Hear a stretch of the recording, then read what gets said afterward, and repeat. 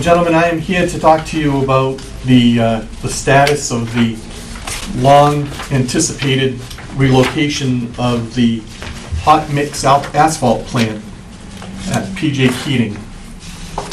If you have driven down South Main Street in the last few months, you'll see that the brand-new silos have been erected, and construction is ongoing for the new components of the asphalt plant.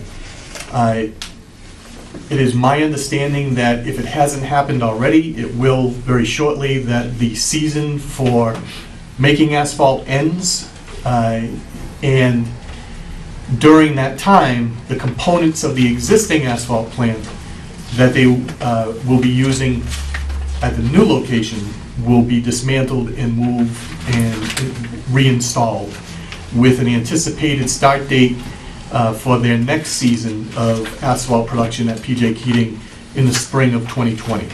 So there's a lot of work that is going to happen between now and then. There's the role of the local level of government, and there's the role of the state government. Both those activities are ongoing. So if I could speak first to the local role and the regulatory authority that we have as a community. If you think of the project as a pie, several of your departments have slices of that pie. The building department, Mr. Merritt is here today. Conservation, Board of Health with Mr. Greer, and the fire department, of which I am responsible. We all have our own piece of this overall project that we are responsible for ensuring compliance with the appropriate codes and standards. And I will tell you that as of this date, we have done that. We have worked with PJ Keating to make sure that the local permits that are required are in place, that they're aware of the local standards, and as of this date, they are in compliance with those local standards. At the state level, this application for the relocation of the asphalt plant has been sent to the State Fire Marshal's Office, the Department of Fire Services. Because the quantity of combustible liquids is over the amount that's regulated at the local level, the law gives regulatory authority to the State Fire Marshal. So his team of fire protection engineers, as of this morning, continue to go through this permit. They're reviewing it from a technical aspect to make sure that the tanks that will hold the liquid asphalt comply with current industry standards and regulatory requirements. So that is ongoing. I spoke with staff today at the Department of Fire Services. They are still conducting the paper review. That will lead to a decision of whether to issue a tentative permit with conditions, or to deny. And now they're basing this purely on the technical aspects of the tanks and the containment facility. So we would expect in the next few weeks for the Department of Fire Services to make their decision and to either issue or not issue the permit. Now, just remember, please, that they're basing it purely on the technical aspects of what is being moved to that facility, erected on that facility. They will then conduct an inspection, a site inspection with their staff, to make sure that all the technical aspects in the engineered plans have indeed been implemented. And the final permit would be issued following those site inspections. And it's not until the final permit is issued that the tanks are authorized to be filled. So construction is ongoing. Some folks have asked, how can it currently be built if the permit or the approval hasn't been given to the state? Building it isn't the issue. Filling it is the issue. So until the Commonwealth issues the permits for two 20,000 gallon tanks and one 30,000 gallon tank, they can't be filled. So the project... So they're at risk now. Correct. Mm-hmm. Right. So if we could, let's loop back to the local level, because I believe that's why we're here tonight. One of the requirements of the state permitting process is that a local land use license be issued by you gentlemen, the Board of Selectmen. In 1995, the Board of Selectmen for Acushnet then issued a land use license for the storage of combustible liquids, combustible and flammable liquids at PJ Keating. Wasn't PJ Keating then? We could have a game trying to remember what the name of the company was back then. I believe it was either Tilcon. Warren or Tilcon. Tilcon Capaldi, correct. So the land use license is in place, and that goes with the land. So it's not issued to a company, it's issued to that parcel of land. So when Capaldi left and Keating came in, there was no reason, no legal requirement to change the license because it sticks with the land. However, that was a snapshot in time. The Board of Selectmen in 1995 approved the land use license for the storage of combustible liquids at the location where the plant currently is, in the back, configured that way, with all the supporting structures around it. So in 1995, they came in, here's what we're doing, does the town of Acushnet give us permission? Board of Selectmen at the time said yes. What's changed now is the configuration and location of the asphalt plant. So that changes that initial vote, that initial approval of the license according to town council. So you, as the licensing authority, have the authority to call for a public hearing on the issuance or the revision of a land use license for the storage of flammable and combustible liquids at PJ Keating. Ms. Hebert has been in touch with town council, and they kind of laid out the legal authorization for that, as well as the structure on which that meeting would take place. While the marshal's office is looking for that, it's not time sensitive. They understand that we're meeting tonight, and that the decision will be made, hopefully tonight, whether or not to have this hearing, and then at the hearing, there'll be a decision whether or not to reissue the license. So I asked if we were gumming up the works for them by not having this in place now, and the answer was no. And I asked if they were gumming up the works for us, where the permit's not issued yet, but we're gonna go, we would have the hearing, and they said no. This can work in tandem. As long as we get to the place where, prior to their approval, the land use license is either issued or denied. So that's the procedural aspect of it. So there's kind of an anticipation that the relocation of the hot mix asphalt plant is going to be of concern to the neighbors in that area. And I think all of us would agree that that's a valid concern. I have been talking to folks through the course of the last couple of years about this project, or at least for the last year. And the asphalt plant, as you know, it's been in operation for 50 years. So unless you moved into town or built a house 51 years ago, this is new to you. The new location is going to be an industrial activity in a new section of an industrial parcel of land. So for 50 years, they've been tucked out into the woods. Now they're moving it up closer, very close to South Main Street. And if you see the silos, on the opposite side of the silos is where the mixing will occur and the industrial activity will occur. So there are some very valid concerns that neighbors have expressed to you individually and at public hearings, to the soil board and other venues, that I think we need to be ready to be prepared as a town to handle those concerns. The big picture issues, the health concerns of blue smoke and emissions from the different burning aspects, those are under the purview of the Board of Health. And the plan that's been endorsed by both the Board of Health and the Soil Board for the hiring of a part-time health agent is truly key to the success of making sure that the new asphalt plant doesn't become a burden to this community. So Mr. Correa is in the process of developing a job description for a part-time health agent whose primary responsibilities would be the agent of the soil board. And this person would come in with a certain skill set and would be the town's boots on the ground to ensure compliance with a whole host of different regulations, federal, state, and the like. Joe, do you have that? Do you have that job description? Yeah, I need that also, please. Thank you.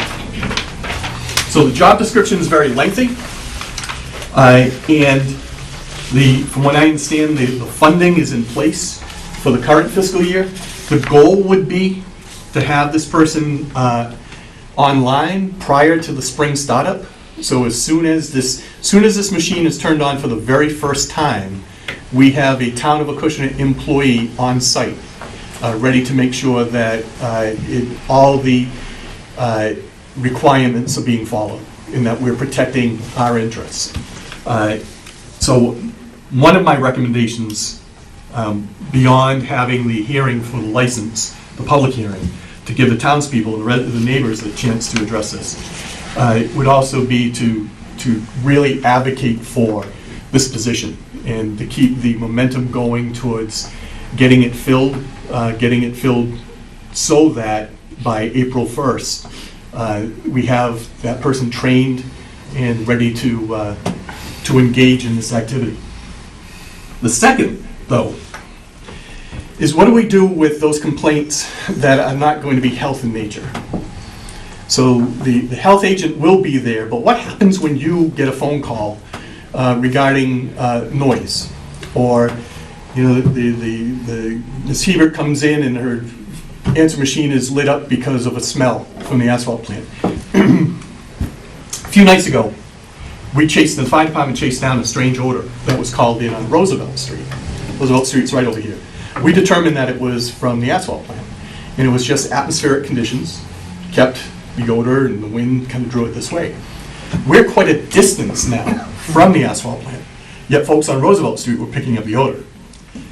I don't think we're stretching the imagination that when we move that now closer to here, on that same night, if we're able to replicate that, you're going to have sections of town that have never smelled the asphalt plant before picking up that odor. What do we do when we get those calls?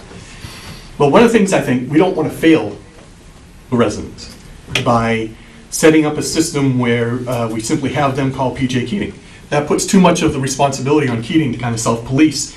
Not the big issues of health concerns and EPA standards and DEP standards and the like, but those, and I don't mean to demean those nuisance calls, the tailgates on the trucks that fall open and clang, or the light infiltration from new lights that will be on the tanks, coming into people's homes when in the past they never had that issue before.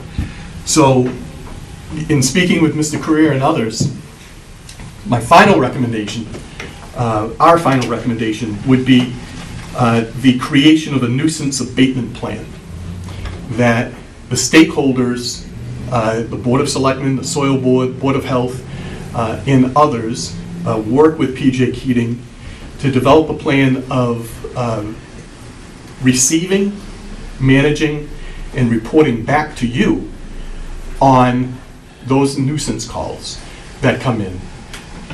Chief Richmond today was saying that, over the course of his career, he's received, as working the desks at the police department, numerous 911 calls off hours from people complaining about odor and noise or issues over at the asphalt plants. Well, our 911 system shouldn't be the point of intake for these.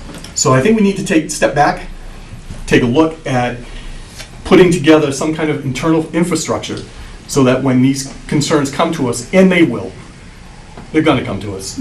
This is a noisy operation. It's a late night operation. It's an early morning operation. This is going to be, I was explaining it to someone the other day, when you have a Maytag refrigerator that's been in your house for the last 20 years, you don't even hear it running anymore. But then when you go buy a new one and put it in a different corner of the kitchen, now it keeps you up at night because you're not used to that white noise, and there's going to be a lot of white noise. from this project. So I think we'd serve the White's people not the well. color I'd pick, but We'd serve the people well by spending some time between now and the spring to really look at some sort of nuisance abatement plan so that we can hold people accountable, the residents know how to file a complaint, and they have confidence in that complaint is going to be followed up by local officials. So there's a hook back now to the land license, land use license. According to town council, the local licensing authority can put any condition whatsoever they want on the land use license. I would argue that the requirements or the restriction of following the nuisance abatement plan be codified inside the license, so it gives it juice. If you violate, or if you don't pay attention to that plan, you're in violation of the license.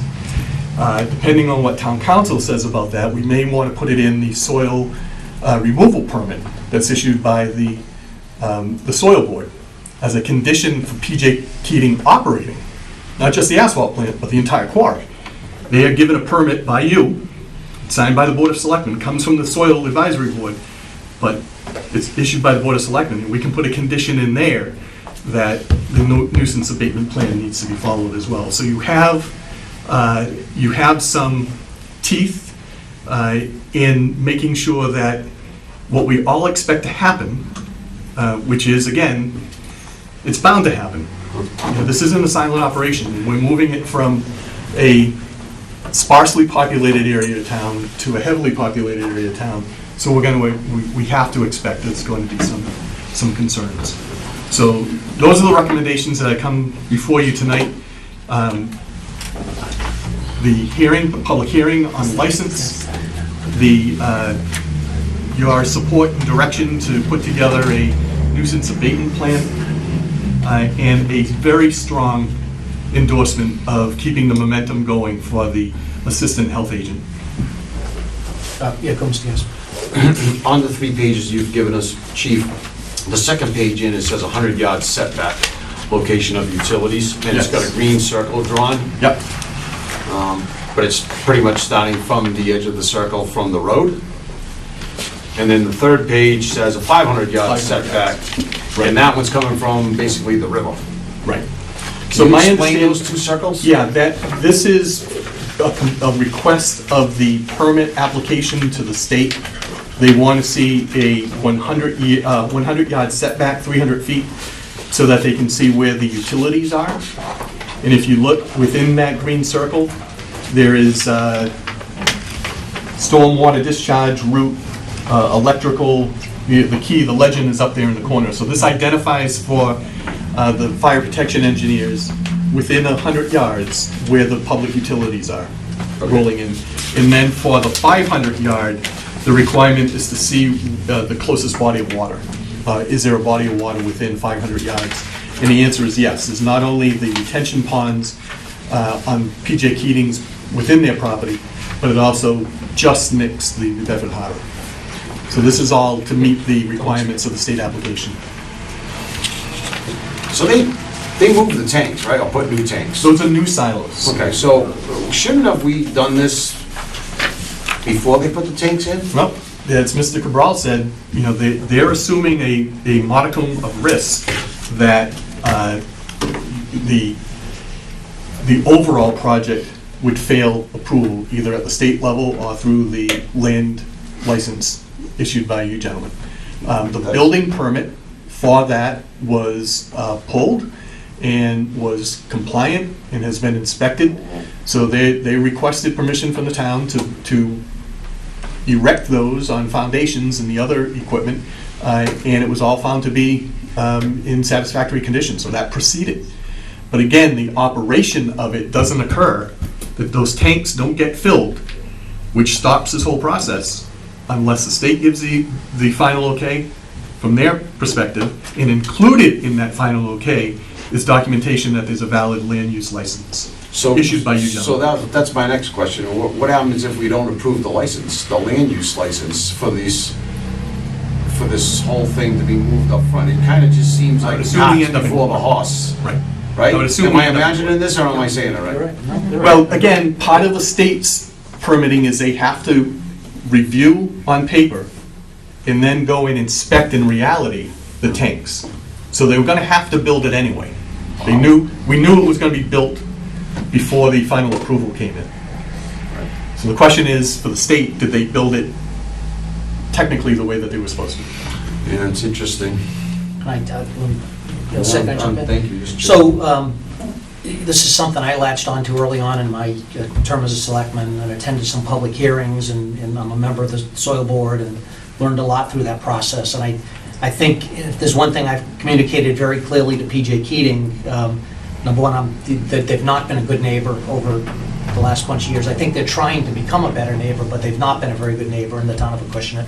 Number one. Number two, I think it's a real mistake for them to move that asphalt plant from the back of their property to the front of their property, and really try to encourage them to find a spot in the back of the property that would make more sense. You know, apparently the plant is located on some land that they'd like to make a hole. Yeah, they'd like to see the land become a hole, and the asphalt plant's on it. So I encourage them to find a spot to move it back, and they tried to explain why moving it to the street made sense.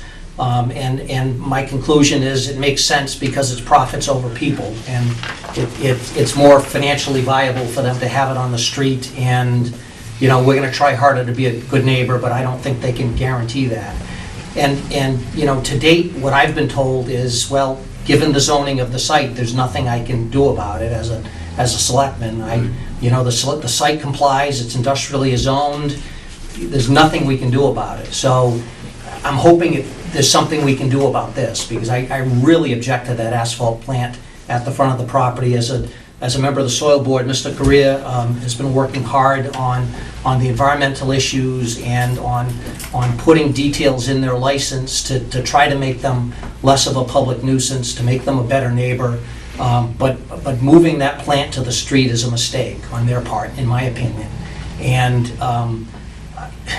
I think, and I've got to vote in favor of this somehow after having, now you're giving me the opportunity to vote on what they've gone ahead and done, and So I think I'm going to be hard pressed to give them the vote they're looking for. I think what's necessary is to get you three gentlemen to a position of comfort, along with the residents in that area, and that might be a hard sell. Impossible is But- the word that comes to Well, mind.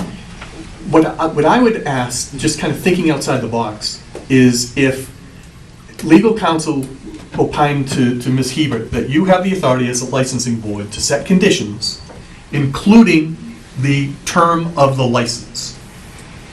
So if you included in the license a requirement that a nuisance abatement plan be followed, and you set the license for a year, or 6 months or a year, and then we came back and did this all over again. We have a plan that you all agreed to. You were going to be responsive to Mrs. Smith, who now has an LED light blazing into her bedroom that never existed in the last 49 years. What did you do about it? And if we come back and report to the board that there's great compliance with these nuisances when they rise up, okay. But if there's not, then you have the ability at the end of that license term to say, you're not listening to the The one request that of people. comes to mind, Chief, honestly, is they operate all night long, and they run heavy equipment up and down South Main Street all night long. Not just South Main Street, they come up Main Street all day long, all night long. So that's happening. That's the complaint I get about the noise coming out of the facility. And now you're going to move the asphalt plant from the back of the property. You're going to move noise from the back of the property to the front of the property. And Smell and odor. Smell and odor and sound. And light. And I don't know how that's a good idea. And so if we're licensed, it's the ability to restrict nighttime operations. And, That's within the purview. And I think we've already got that in our soil permit, if I'm not mistaken. I believe that's in our bylaw. We could do that if we wanted to already. We've chosen not to for, I'm not sure I've got a good explanation for it. But I'm sure I'm sure you're paying the lawyers a lot of money, and they would be able to come back with a definitive response that the land use license can have a limited span of time. The number of trucks that can come in and out of the facility. Sounds to me, the way you overnight. just described it is we can basically do whatever we want, control it however we want. Again, I'm not a lawyer. My mother wanted me to be, but She's still proud of you, Chief, she's still proud of you. But my read of what came down from town council is that licensing authority can put restrictions in the license, including the term of the license. So if you were to grant it for 6 months to see how receptive they are to the nuisance complaints or the big health issues that we may find when the agent hits the bricks over there, and then come back and, have some accountability. The problem is during the day, they're paying an outside source to street sweep, right? And it's a freaking mess down Main Street. It's dusty and dirty, and if I lived across the street with all those people, I seen one woman washing her car, I'm like, what are you doing that for? Tomorrow it's gonna be covered in dirt again. I don't even understand why somebody would hand wash their car, but she chose to do it. And it's a disgrace. You go by and look at the windows on their house, I mean, it's pathetic. And they ain't doing anything about it. And that's like, I agree with Mr. Cabral. Look, I was against the original article to change them to industrial and give them that right. I was against that, and I was the only one against it for some reason. And, here we are today, and I commend Mr. Cabral for his efforts in the past since he's been on the board, really going after this issue, because, I was just aggravated that it passed and nobody else was against it, and now we find out, oh, look at all the problems we're gonna face, and here we go. So, And if we could just clarify for the folks here and who are listening at home, when that occurred, when that zoning change occurred, we gave up our right of site review and approval. We had faith in. So, so now, I didn't. anytime before that, they move any of the chess pieces, they have to get town approval. And now that they're industrial, they can move the chess pieces around any way they want, Well, within their property lines. I And within spoke with a code resident 2 months ago, you spoke with him as well, he called me, I referred him to you, and lived on South Main Street for perhaps 6 years, and he said, I've been here for 6 years, I know what I was buying when I bought it. He said, you can't appreciate the increase in truck volume that's coming out of that facility overnight. I've lived here for 6 years, I've got an expectation as to what's going on in that facility. He said that the volume of trucks that is coming up and down South Main Street all night long now has increased exponentially. And that's the kind of thing that I think we're unaware of, that there's no limit on what can happen. It's just, okay, you're gonna operate all night, that's one thing. How many trucks can come in and out of there all night? Right. And we've never tried to restrict that in any way, and I think that's a conversation we need to have, because Absolutely. I think our residents have suffered for years having that facility in this town, and I think they're trying to be better neighbors. I really get that, but there's been a change in personnel, the general manager's not there anymore. I think he was trying, the gentleman on site that's responsible for quarry operations, I believe is trying, but there's only so much you can do with what that is. And I think, I hope we step up and we try to put some more control. We'll work cooperatively with them, but we need to put some more control over them, because I'm not sure they can control themselves adequately. And to their credit, until a few weeks ago, there was a point of contact that we had at the quarry who was amazingly receptive. And, Joe or Jim or I would give him a call and say, we got a complaint, and he would drive to that residence and knock on the door and listen to the resident and try to fix it if he could. He's not there any longer. Yeah. And I think what that illustrates is the relationships that we develop that might be able to get that kind of fast response is dependent on their personnel. But if we codify this, if we come up with a plan that we're committed to, that's a standard, they have to. It's Versus- Jeff is the quarry guy. Jeff is no longer there, yeah. Jeff's no longer there? because he's a good guy. Yeah. So, and again, there are good people there, as you mentioned, Mr. Corral. There's a leadership team in there, and they've expressed an interest in working through these issues, and they have on a couple that we've brought to their attention. We just know there's gonna be a boatload more. And now's the time to build that system so that none of those complaints fall by the wayside. Can we, Ms. Hebert, can we try to schedule that public hearing first of the year? Sounds, That's depending on your schedule. I don't sometime think in that January Not the is... exact first, though, right? Yeah, not the exact first, no. Not the exact. Somewhere in the first something, meeting, you know, whatever we can do. first 2 weeks of January, Sure. maybe? And have you communicated with town council and have any of the legal aspects of his opinion, letter on it, on things we can and can't, do? I'd like to have that early. Absolutely, and the publication for that hearing would only be 7 days, so it's actually not as bad as. It's only a 7-day public notice? Yeah. Are we gonna So- mail that to residents, or how's that? work? Yeah, and that would be on the cost of PJ Keating, so they'd have to let all the How big a circle abutters would know. All owners of real estate abutting on said land or directly opposite said land on any public or private street as they appear on the most recent local I tax think we list. need to draw a bigger circle in that. Yep. You know, I think there are a lot of residents that are impacted. Even Pembroke over here that abuts it on this side. Well, Roosevelt the other Street side. apparently. So while I'm here on this issue, if I could just kind of close the loop on this concern too that was raised. Blasting is something that's on my desk. We permit the blasting to occur, we investigate complaints. It is frustrating to have to tell a resident that, yes, it feels like, the sky was falling, but based on the seismic reports that are required by code, they were below the threshold.